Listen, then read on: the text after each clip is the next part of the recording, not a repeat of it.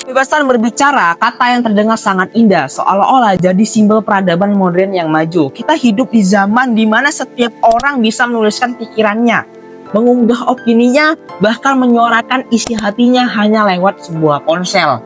Tidak ada lagi tembok sensor seperti dulu, tidak ada lagi penghalang bagi suara manusia untuk terdengar.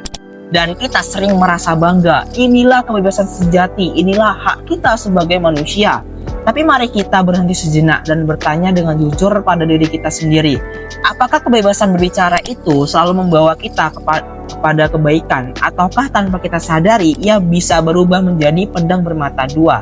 Karena faktanya, di balik kebebasan yang kita agung-agungkan itu, ada jutaan kata yang melukai, ada komentar yang menghancurkan hidup seseorang, ada opini yang memicu kebencian, dan ada propaganda yang bisa meruntuhkan satu bangsa. Kita sering mengira bahwa semakin bebas kita berbicara, semakin dewasa pula masyarakat kita, semakin kritis masyarakat kita. Namun lihatlah pernyataan hari ini, satu komentar di media sosial bisa membuat seseorang anak remaja depresi, satu ujaran kebencian bisa memicu kerusuhan, satu kalimat yang viral bisa menghancurkan reputasi seseorang dalam semalam. Kebebasan berbicara yang seharusnya jadi jembatan penghubung, kini justru sering berubah jadi jurang pemisah. Dan disinilah pertanyaannya yang lebih dalam kemudian muncul.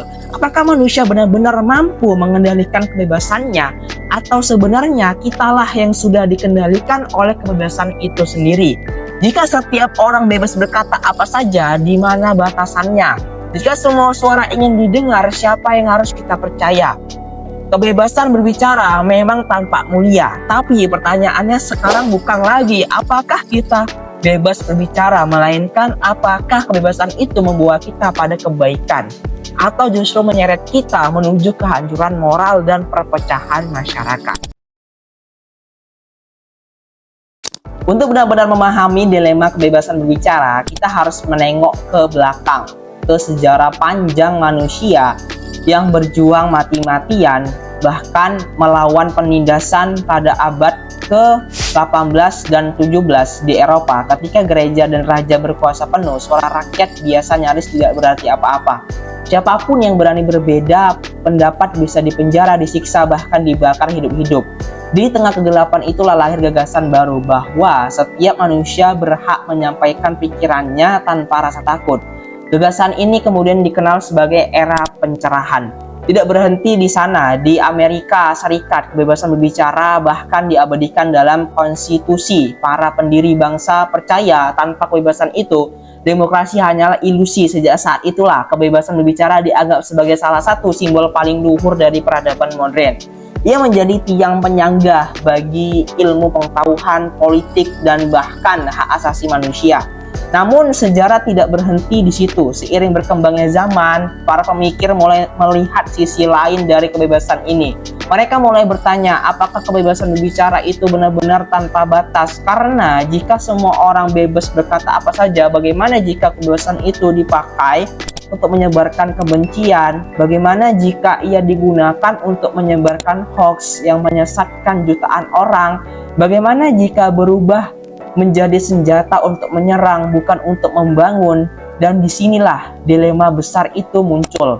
Di satu sisi, membatasi kebebasan berbicara bisa dianggap sebagai bentuk penindasan baru, tapi di sisi lain membiarkannya tanpa kendali bisa melahirkan kekacauan, kebencian, dan perpecahan yang lebih parah dari tirani yang dulu pernah diperangi. Pertanyaan itu masih menggantung sampai hari ini. Apakah kebebasan berbicara adalah anugerah yang harus kita pertahankan apapun risikonya, atau justru sebuah kekuatan berbahaya yang harus diberi batas sebelum menghancurkan kita sendiri? Kalau kita boleh jujur, masalah kebebasan berbicara hari ini jauh lebih rumit daripada ratusan tahun lalu. Dulu tantangannya sederhana, melawan raja yang mengekang rakyatnya atau melawan gereja yang mengekang suara rakyatnya juga. Tapi hari ini tantangannya justru datang dari kita sendiri, dari kebebasan yang tak terkendali di dunia digital. Coba kita lihat di sekeliling kita. Dalam sekali scroll di media sosial, kita bisa menemukan ribuan opini, jutaan komentar, bahkan miliaran kata yang berhamburan tanpa saringan. Semua orang merasa berhak berbicara, semua orang ingin didengar, tapi tidak semua orang peduli dengan kebenaran itu. Dan disinilah bahayanya, kebebasan berbicara yang tidak memiliki arah ataupun tujuan bisa dengan mudah merubah menjadi kekacauan. Berapa banyak kasus anak muda yang akhirnya depresi karena jadi korban komentar kejam para netizen. Berapa banyak hoax politik yang memecah belah masyarakat hanya karena dibungkus dengan kata kebebasan berpendapat. Berapa banyak fitnah yang menghancurkan nama baik seseorang dalam hitungan jam hanya karena sekali klik tombol share. Itu sebabnya kebebasan berbicara bukan hanya soal boleh atau tidak boleh bicara. Lebih dalam dari itu, kebebasan berbicara adalah soal tanggung jawab. Karena kebebasan tanpa tanggung jawab hanyalah kebiadaban yang dibungkus indah.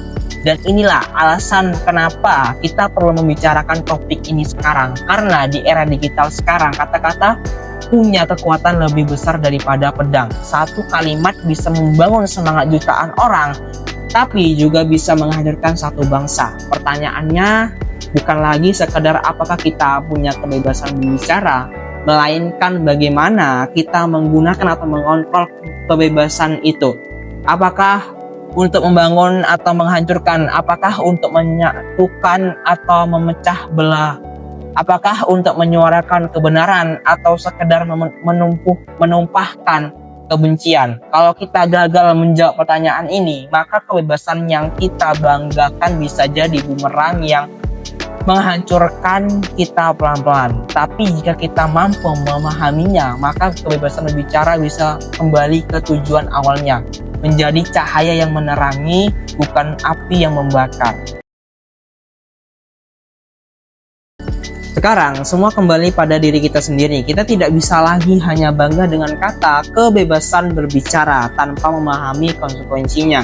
Dunia digital memberi kita mimbar yang lebih luas daripada yang pernah dimiliki manusia dalam sejarah. Tapi ingat, semakin besar panggung itu, semakin besar pula tanggung jawab yang kita pikul. Mungkin kita tidak bisa menghentikan semua kebencian di dunia maya. Mungkin kita tidak bisa mencegah semua orang menyebarkan hoax, tapi kita bisa mulai dari diri kita sendiri dengan belajar membedakan mana fakta dan mana yang fitnah, dengan menahan diri sebelum menulis komentar yang bisa melukai, dengan menjadikan suara kita sebagai kekuatan yang menyatukan, bukan merobek-robek kebebasan. Berbicara adalah hak kita, tapi menggunakan kebebasan itu dengan bijak adalah pilihan kita.